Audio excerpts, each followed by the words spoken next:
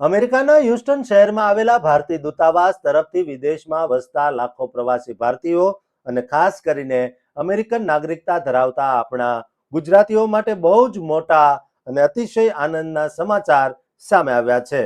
આ સમાચારના લીધે ઓસીઆઈ કાર્ડ ધારકોની ટ્રાવેલિંગ પ્રોસેસ પર બહુ મોટો અને સુખદ પ્રભાવ પડી ગયો છે.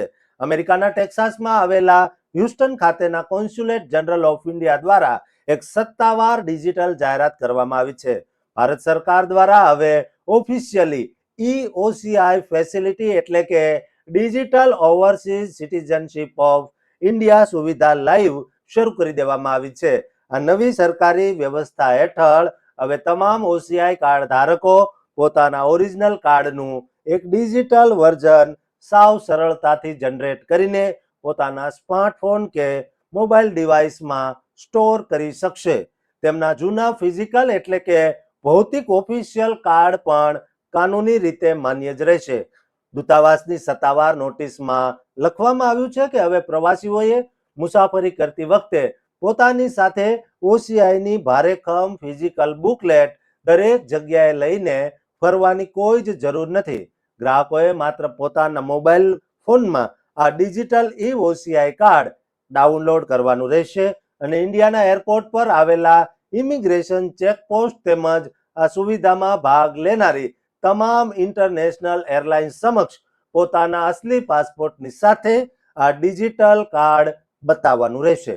હ્યુસ્ટન કોન્સ્યુલેટ દ્વારા જાહેર કરાયેલા આ કડક આદેશ મુજબ આજથી એટલે કે બુધવાર 8 જુલાઈ 2026ના શુભ દિવસથી જ જેટલા પણ નવા OCI અરજદારો એપ્લાય કરશે તે તમામ લોકોને હવેથી માત્ર ને માત્ર આ ડિજિટલ OCI કાર્ડ એટલે કે EOCI જ સત્તાવાર રીતે ઇસ્યુ કરવામાં આવશે. જોકે ગ્રીન કાર્ડ કે સિટીઝનશીપ ધરાવતા લોકો માટે OCI એપ્લાય કરવાની પ્રોસેસમાં કોઈ જ ફેરફાર કરાયો નથી. તે સાવ જૂની સિસ્ટમ મુજબ જ રહેશે.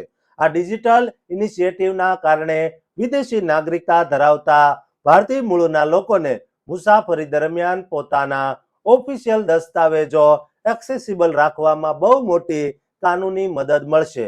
તમને જણાવી દઈએ કે OCI એટલે કે ઓવરસીઝ સિટીઝનશીપ ઓફ ઇન્ડિયા એ ભારત સરકાર દ્વારા વિદેશી નાગરિકોને અપાતો એક વિશેષ ઇમિગ્રેશન સ્ટેટસ અને ઓળખપત્ર છે, જે ધારકોને કોઈ પણ વિઝા વિના આજીવન ભારતમાં રહેવાની, નોકરી ધંધો કરવાની અને ગમે ત્યારે મુસાફરી કરવાની કાયદેસર મંજૂરી આપે છે. આ કાર્ડ ધારકોને ફોરેનર્સ રિજિયોનલ રજિસ્ટ્રેશન ઓફિસ એટલે કે FRROમાં રજિસ્ટ્રેશન કરાવવામાંથી મુક્તિ મળે છે અને બેન્કિંગ, શિક્ષણ કે નવો બિઝનેસ શરૂ કરવામાં NRI જેવા જ સમાન હક મળે છે. આ સિવાય ડોમેસ્ટિક એરલાઇન્સના ભાડામાં તેમજ નેશનલ પાર્ક અને ઐતિહાસિક સ્મારકોની એન્ટ્રી ફીમાં પણ તેમને ભારતીય નાગરિકો જેટલી જ સમાનતા મળે છે. પરંતુ સૌથી મોટું કાનૂની સસ્પેન્સ એ છે કે OCI કાર્ડ ધારકો ભારતમાં ક્યારેય ખેતીની જમીન એટલે કે એગ્રીકલ્ચરલ લેન્ડ કે પ્લાન્ટેશન ખરીદી શકતા નથી અને આ કાર્ડથી ભારતની રાજકીય નાગરિકતા કે વોટિંગનો અધિકાર મળતો નથી. દોસ્તો, જુલાઈ 2026ના મહિનામાં ગ્લોબલ NRI સમુદાય માટે ટેકનોલોજીનો બહુ જ મોટો ક્રાંતિકારી સાબિત થયો છે.